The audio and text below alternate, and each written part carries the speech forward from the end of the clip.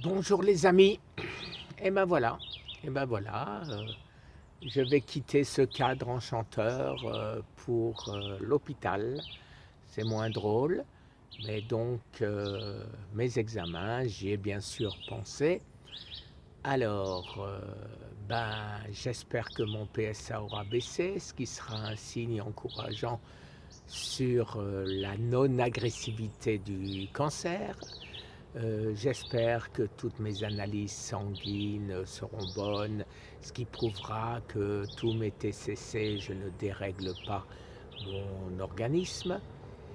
Que dire encore? Grande discussion, je vous l'ai dit, avec mon oncologiste.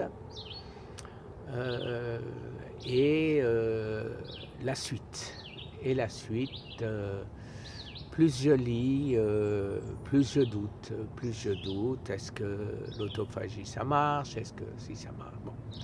De toute façon, la suite, c'est la bagarre avec Survivre au cancer contre nos institutions pour qu'ils nous aident.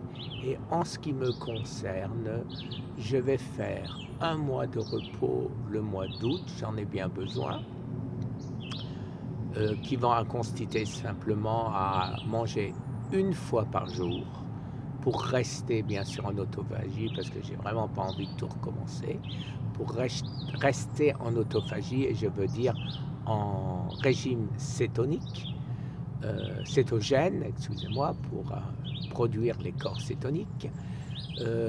Et à la fin de ces vacances, donc je rentre le 10 août, je retourne à Miami, à Coral Springs. Et là, je vais essayer, je dis bien, de refaire un mois complet de diète, non pas sèche. Je vais boire ce qu'on appelle du water fasting, de manière à ce que si mon cancer est encore là, je vais, j'espère, l'achever. En même temps, j'aurais reçu probablement le don du professeur Seyfried, vous savez, c'est le médicament qui empêche les cellules du cancer d'absorber la glutamine. Donc, je vais avoir cette cure pour le mois prochain. Donc, le cancer n'aura plus rien à manger de ma part. Et il aura donc la glutamine qui ne sera plus accessible. La seule petite difficulté que je risque de rencontrer, c'est d'avoir encore un peu de sucre dans mes cellules graisseuses, puisque vous le savez, c'est là où la metformine, soi-disant médicament miracle, en fin de compte, cachait le sucre au lieu de le détruire. Donc, ne prenez pas de metformine parce qu'un jour, on le paye. Comme dit le professeur Henri Joyeux, on finit toujours par payer.